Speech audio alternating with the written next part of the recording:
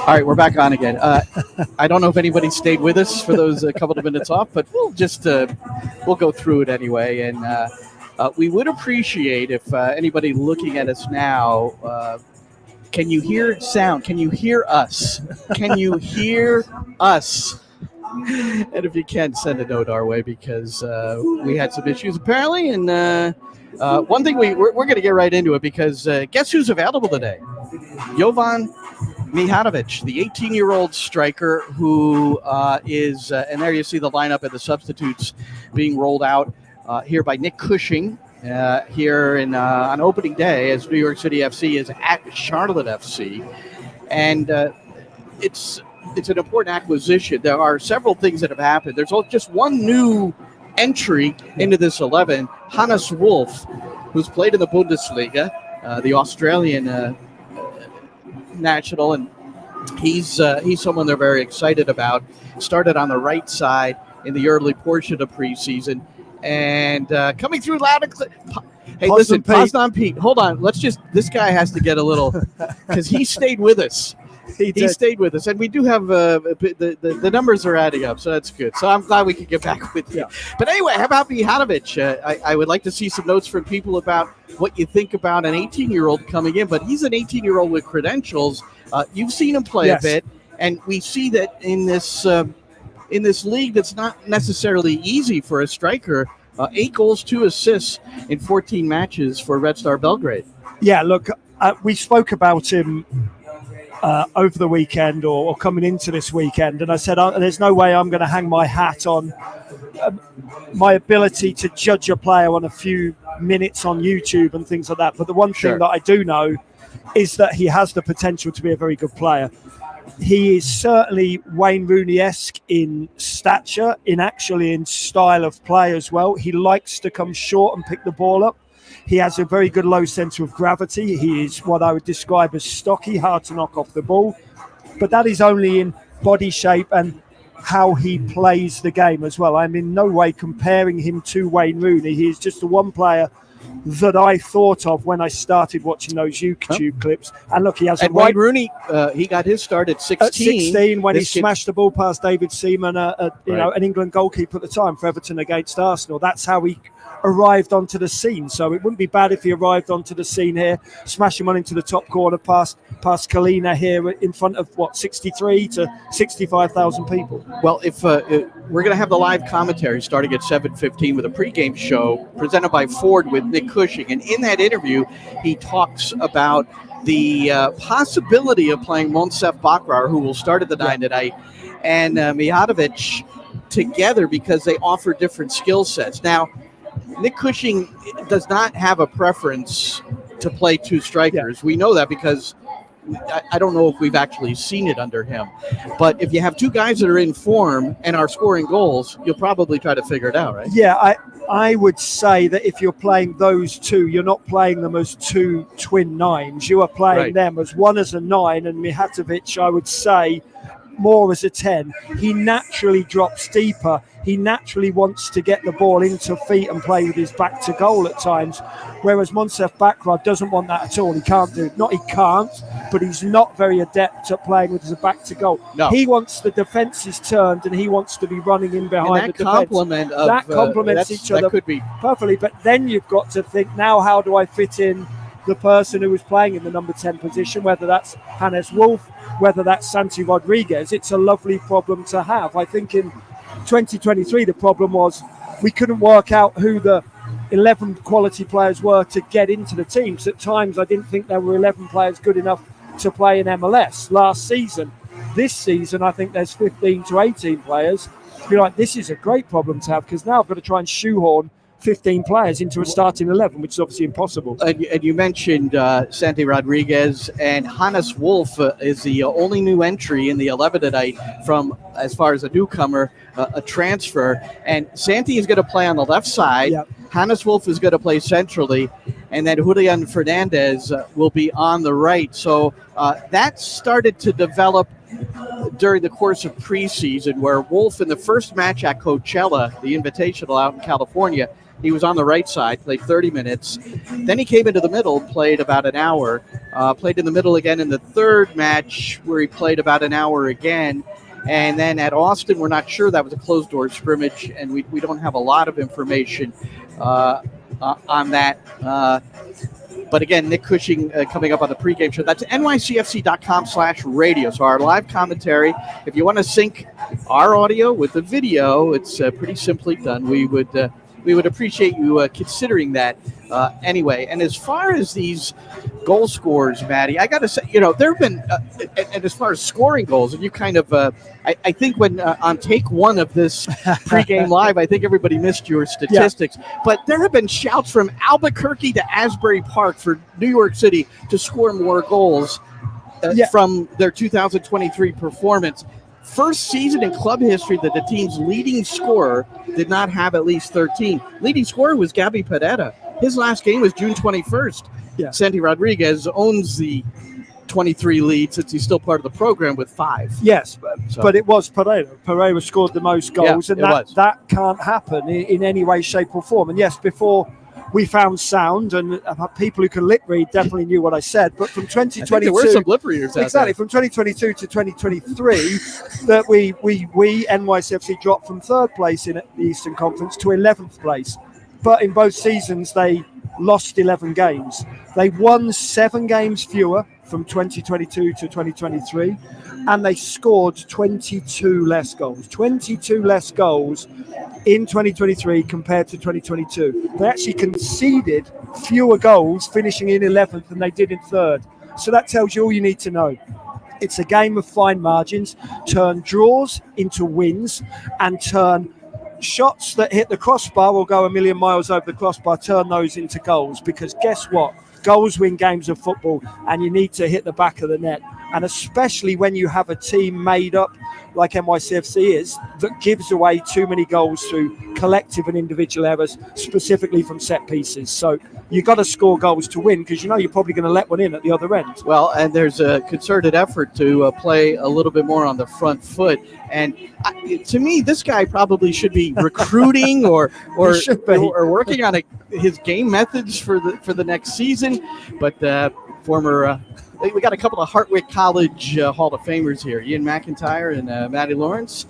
You guys were roommates, right? We were for 4 years. Yeah. Well, I taught him everything he knows. He may say differently to that. Well, the cartoon caricature has really made the round. So, go on my Twitter or LinkedIn or Instagram or something, and you'll see. I'll play it again to or put it out there as well. So let's get to some clips from a couple of sources. First, so Nick Cushing, it's pretty interesting the conversation with him when I first got to Coachella, and the fact that he went to Liverpool, Spurs and Girona to kind of get a feel for how these teams maintain their mentality for an entire match. And let's just play this clip from Nick who talks about just that. Also, we looked at a lot of the data around the team and the resilience and the maturity of the team. Because we have a young team, it's too easy to just say, well, we're young. We actually analysed the games in depth, and there was far too many moments when, we were in 1-goal games, so the games were always there for the opponents. And then once you really look in depth, you look at, once we went 1-0 up, how many shots and attacks we had after that. So then you start to look at the mentality and the application of the team in the vulnerable moments. In an effort to make it 2-0, is that what you're referring to? Yeah, I think if you look across all of the ties and maybe the games when we lost, any time that we were 1-0 up, we lacked a real consistency to continue to attack, to make the game 2-0, to go on. And that's probably our strength through 21 and 22, that we scored multiple goals that won us multiple games. That is an area that we have to focus on in our pre-season, and we have to put into our coaching program, because that develops not only the attacking side of our game, but also the mentality of our team. All right, so 13 games last year, New York City dropped points from a lead. 6 out of those 13 were out after the 90th minute. So that's a lot about what he's talking about. Yes. And that could be the difference in the season if you've got somebody who can get the second and third goal. Yeah, that is the difference in the season. That's what we're saying, isn't it? Turning draws into victories, or turning losing games into draws, just picking up the odd point here and there when you're playing badly. I think at times that's about, well, not at times, that's about the strength of mentality. And that's not mentality only of individuals, but it's of the collective, of the team. And for me, that's about leaders and leadership. And it's people, even when your legs are going and your head's going in the final few minutes of a game, the leaders in the group will just gee everybody up, motivate everybody, make sure everybody's sticking to their individual assignments, marking assignments from set pieces quite often, and making sure you're not giving away silly goals. And I think for me, that is one thing I want to see this season, notable leaders on the field, because I think last season, the lack of leaders on the field was highly evident. Well, the guy that I think has emerged as a leader, and we saw it very early, was Burke Risa. And I think he made he won 2 trophies at Malde, the team he played for before coming into New York City last summer. He only played the last 10 games. In the last 8 games, New York City lost just 1, but they still had some of those ties that were really aggravating. But he's got that look of a leader. But here's what he said about a team that can get it done in certain moments, and what's really important. I really liked his response. I knew if I played a bad game, I was having 10 other guys that would help me to get back into the game in 5 minutes. So it was like, I'm starting to get the feeling we're getting here as well, with the demanding from each other, the positives about we want to win and don't just want to be there. We want to win and challenge for something, and I think that's like the mentality we need to have for every game, that we should look at ourselves and help the guys. If you fall out for 1 minute, that the whole team drags you in and you can perform the rest of the game. That's a big key for the game, I think, yeah. Yep, so that's his experience, and I think he brings that to the table. That one picture you saw, that was his first game as a member of New York City FC, where he was kind of in the huddle, trying to get everybody going in a game against Minnesota right after the Leagues Cup break. Yeah, natural-born leaders are leaders from the minute they first walk in the door. They don't need to get their feet under the metaphorical table, per se. They come in, and that is their persona. That's their personality. They come out, and they cheer everybody up, and they're leaders. They don't need an armband. They don't need somebody to say you're the vice captain. They just go out there and they're leads. Any of the best teams I ever played in had 7 or 8 captains on the field. And granted, it doesn't come naturally to everybody to be vocal. Some people lead by example. Steven Gerrard is somebody who led by example rather than vocally. But that is what we need to see. There needs to be 6 or 7 Burke Risas out there, and not younger players willing to wait for a shout from an older member or an older experienced member of the squad or the playing staff or the coaching staff. Every one of these players needs to go out there and show some type of leadership qualities, whether that's vocally or leading by example. Matty Lawrence, I'm Glenn Crooks. We're preparing for New York City FC at Charlotte FC. The teams are warming up down below us here at Bank of America Stadium.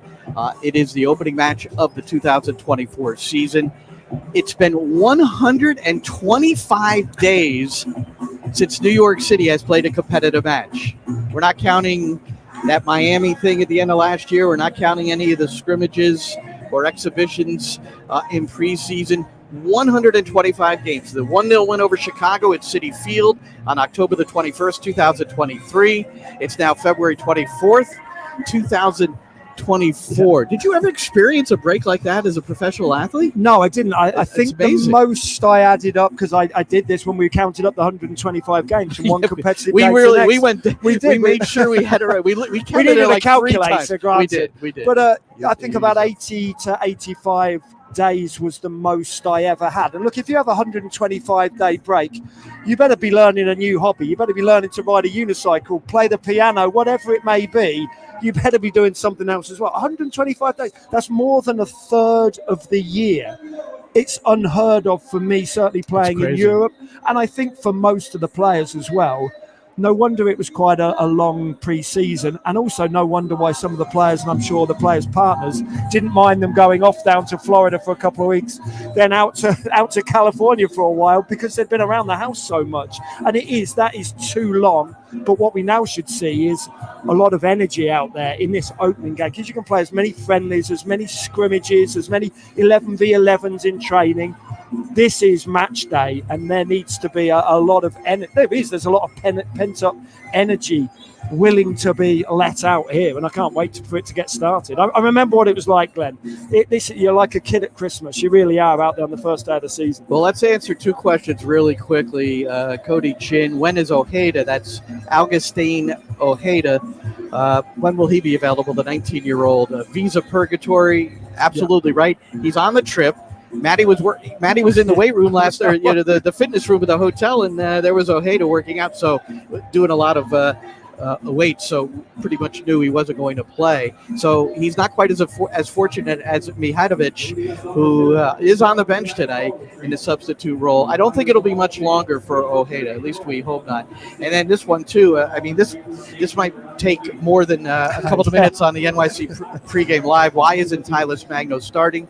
Well, he's not starting because the players who are in the 11 in those attacking positions have had a better preseason. And I don't think there's any other way to put it. And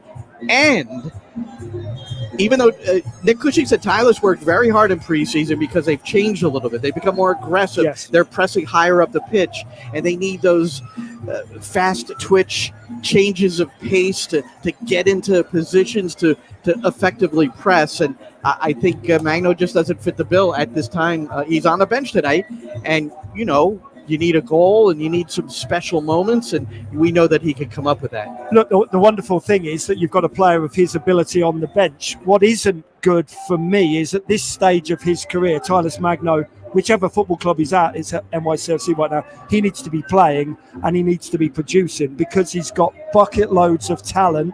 But unfortunately, we didn't see that last season. For 95% of the time last season, we didn't see it. So there's also a hangover from last season. I think that the trouble he had in performing last season will also have an effect on a coach or coaching or members of the coaching staff. I don't think there's any way you can forget how poorly he performed last year. Every coach will say it's a clean slate at the beginning of the season. Right. But we know that that's not always the case. It can't be, psychologically Magno speaking. here, and this is the last thing we'll say, he had one goal every 7 shots on frame, and that is not good enough for one of the people you expect to put it in the back of the net, and only 3 assists all year. Is he going to create? Is he going to score? It remains to be seen as we progress through the season just how Magno fits into the plans of Nick Cushing and New York City FC. All right. The live commentary coming up. Pregame starts in just about 7 minutes, so we got to get off so we can switch to the other thing. And Nick Cushing pregame show presented by Ford. It's about 12 minutes exclusive with the New York City coach. There's also, if you go on my podcast On Frame, there's Nick Cushing, Burke Risa, those full interviews, and then also Dean Smith, who's he's the coach for Charlotte now. He's got a real interesting story and background.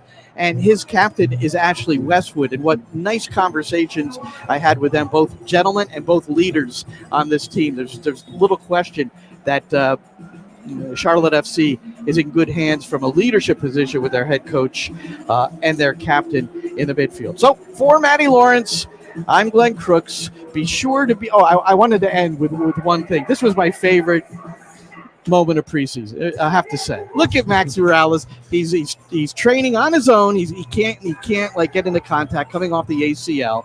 But look at that smile in Indio, California. Maybe that's because he was looking at 10,000-foot San Jacinto with the snow on top, and it was a beautiful time. But it's so nice to see Maxie, who is also on the trip, which is nice too. It is. He's a leader of this team, and he's here to try to help this team win their first game of the season. New York City's only won 2 opening games, and all 10, this is the 10th season, all 10 on the road opening day. That's pretty interesting. I guess they don't want to play in New York in late February or something. I don't know. All right, Matty, we got to go. I'm trying to end it. All right, see y'all.